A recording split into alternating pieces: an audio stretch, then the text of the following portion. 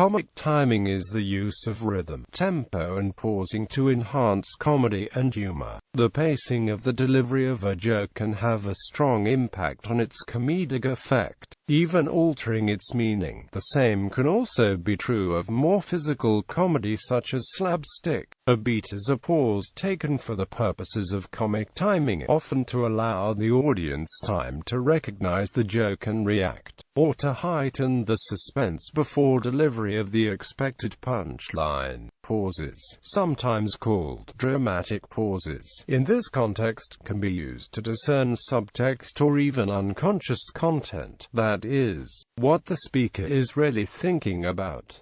A pause can also be used to heighten a switch in direction. As a speaker talks, we naturally fill in the blanks, finishing the expected end of the thought. The pause allows this to happen before the comedian delivers a different outcome, surprising the listener and evoking laughter. Jack Benny and Victor Borge are two comedians known for using the extended beat, allowing the pause itself to become a source of humor beyond the original joke. George Carlin and Rowan Atkinson are two other stand-up comedians considered to have superior timing. Some examples. George Carlin. Carlin's most famous routine was his 7 words you can't say on television, in which much of the humor is derived from a sudden, rapid-fire delivery of the 7 words. The remainder of the routine was a mock scholarly analysis of why these words are not as bad as the world would have us believe. Here, comic timing is used again as Carlin moved from the rapid list to a more reasoned dissection of the words.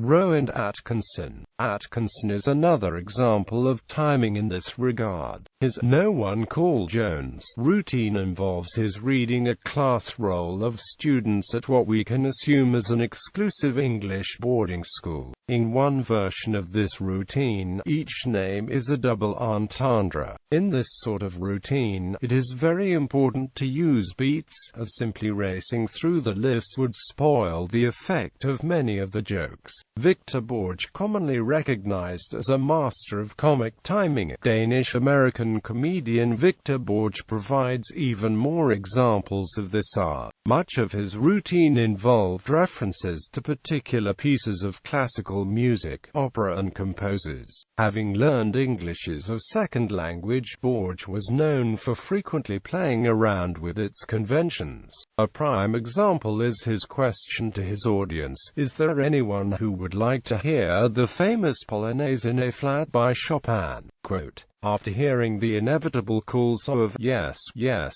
Borge would respond, "Very well. Is there anyone here who can play it?" Another famous line is his explanation for the third pedal on her piano. The pedal in the middle is there to separate the other 2 pedals.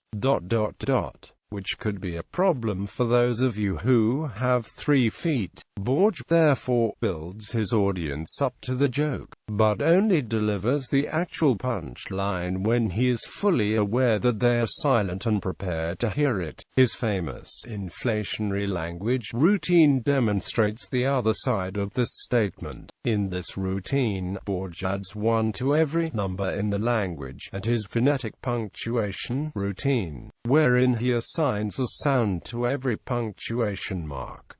These routines then consist of Borge reading a story under one of these systems. The comic timing is seen by the way that he reads alternately slowly and rapidly, in keeping with the action of the story. Sacha Baron Cohen. In Cohen's mockumentary Borat, Cultural Learnings of America for Make Benefit Glorious Nation of Kazakhstan, the character Borat is coached on the importance of comic timing. He is to state that suit is black not.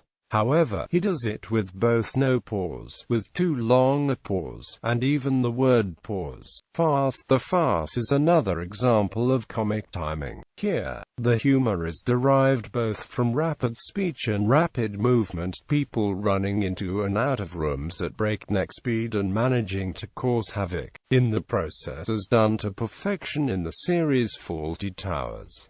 Pregnant pause. A pregnant pause is a technique of comic timing used to accentuate a comedy element, which uses comic pauses at the end of a phrase to build up suspense. It's often used at the end of a comically awkward statement or in the silence after a seemingly non-comic phrase to build up a comeback. Refined by Jack Benny, the pregnant pause has become a staple of stand-up comedy.